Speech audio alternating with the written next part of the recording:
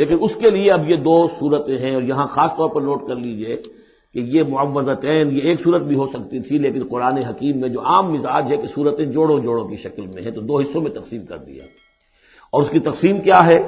ایک وہ چیزیں ہیں جو انسان پر باہر سے حملہ آور ہوتی ہیں، اور ایک چیز وہ ہے جو انسان کے اپنے اندر سے حملہ آور ہوتی ہے۔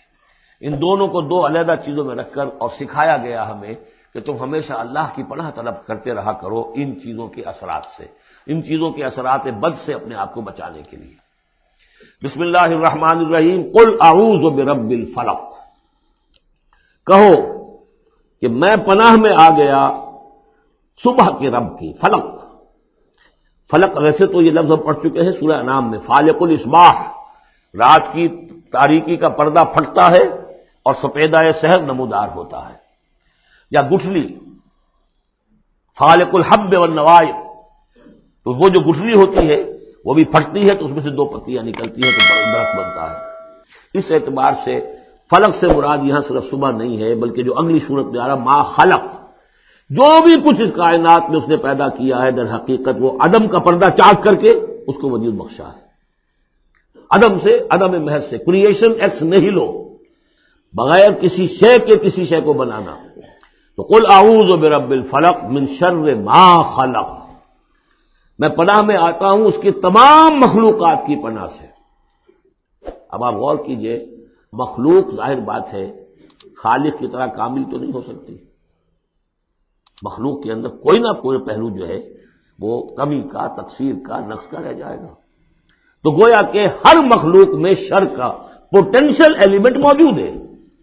یہ دوسری بات ہے کہ اللہ تعالیٰ کسی کو سہارا دے دے، کسی کو تو اپنی طرف سے عصمت عطا کر دے، اپنی طرف سے خصوصی پروٹیکشن عطا کر دے، پوٹینشلی خلق جو ہے وہ گویا کہ مستلزم ہے، اس کے ساتھ شر کے اندر کا پہلو موجود ہوگا۔ قل اعوذ برب الفلق من شر ما خلق، یعنی وہ شر جو ہے خود اپنی جگہ پر کوئی علیحدہ مستقل وجود رکھنے والی شے نہیں ہے، بلکہ وہ شر جو ہے خلق کے اندر جو کمی کا پہلو ہے۔ جیسے ہم نے انسانوں کے بارے میں پڑھا، خلق الانسان من عجل، انسان کی سرشت میں جلد بازی ہے۔ خلق الانسان ضعیفا، انسان کمزور پیدا کیا گیا ہے۔ جو اس کا فطرت والا پہلو ہے، جو روحانی پہلو ہے، وہ تو ہے انا خلقنا الانسان فی احسن تقویم، لیکن جو یہ حیوانی پہلو ہے اس کا جو مادی وجود ہے، اس میں تو ضعف بھی ہے۔ ان الانسان خلق ہلوعا اذا مسہ الشر جزوعا واذا مسہ الخیر منوعا، تو یہ تمام چیزیں جو ذہن میں رکھیے۔ قل اعوذ برب الفلق من شر ما خلق، جو بھی مخلوقات ہیں ان میں سے جو بھی شر کا پہلو ہے میں اس سے اے پروردگار تیری پناہ میں آتا ہوں۔ ومن شر غاسق اذا وقب، خاص طور پر یہ رات کو ڈھانپ لینے والی جو ہے رات، اندھیرا، یہ ظاہر بات ہے اسی پھر رات کے پردے میں چوری بھی ہے، ڈاکہ بھی ہے، اسی میں پھر غول بیابانی جو ہے، شیاطین جن ہیں ان کا بھی جو حرکتیں ہوتی ہیں، پھر یہ ساری چیزیں جو ہے اسی کے سلسلے من شر غاسق اذا وقب، سانپ بچھو وغیرہ بھی اسی وقت نکلتے ہیں۔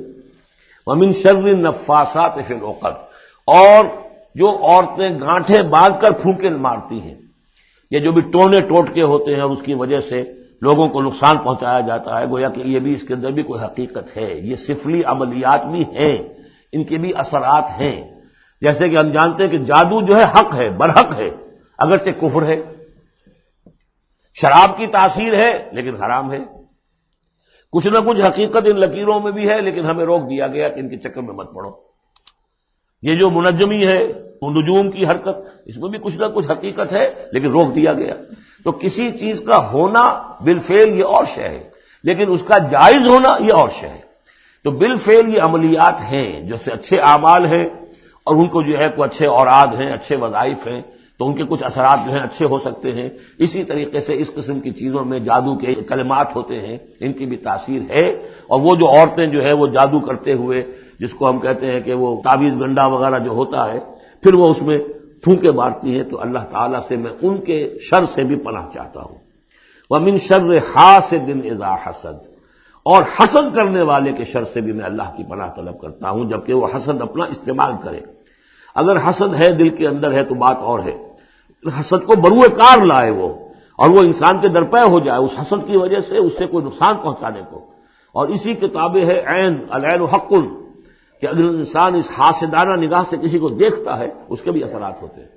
اور اس دیکھنے کے بھی کچھ برے اثرات جو ہیں وہ ظاہر ہو جاتے ہیں۔ تو یہ تمام چیزیں اپنی جگہ پر ہیں، لیکن ان سے پناہ کرنے کے لیے آپ لمبے چوڑے کوئی اور شکلوں میں نہ پڑیں۔ یہی معوذتین اللہ نے جو محمد رسول اللہ کو تلقین فرمائے، سارا دار و مدار ان پر ہونا چاہیے۔ تعوذ کرتے رہیں، اس لیے کہ ہم پڑھ چکے ہیں سورہ بقرہ میں کہ حضرت سلیمان کے زمانے میں جنات جو تھے انہوں نے یہ سارے کام شروع کیے تھے اور لوگ ان سے سیکھتے تھے جادو ٹونا، اور آج بھی نقش سلیمانی کے نام سے بکتے ہیں اس قسم کے جو بھی تعویذات ہوتے ہیں، اور وہ ایک دھندا بنا ہوا ہے۔ تو اس کو لوگوں نے سیکھا اور وہ لوگ جو ہے آج بھی ہمارے ہاں یہ چیزیں چل رہی ہیں، لیکن یہ چیزیں حرام کی گئی ہیں، اور کہا گیا ہے کہ کوئی کسی کو نقصان نہیں پہنچا سکتا جب تک کہ اللہ کا اذن نہ ہو۔ اگر یہ یقین انسان کے دل میں ہو تو پھر اسے کوئی نقصان نہیں ہوگا۔ اور ویسے تو یہ ہے کہ تکلیف اللہ کی طرف سے کسی وقت آ سکتی ہے، بغیر اس کے کہ کوئی اور آپ کو پہنچائے، اللہ کی طرف سے خود بھی آ سکتی ہے۔ بارک اللہ لی و لکم فی القرآن العظیم و نفعنی و ایاکم بالآیات والذکر الحکیم۔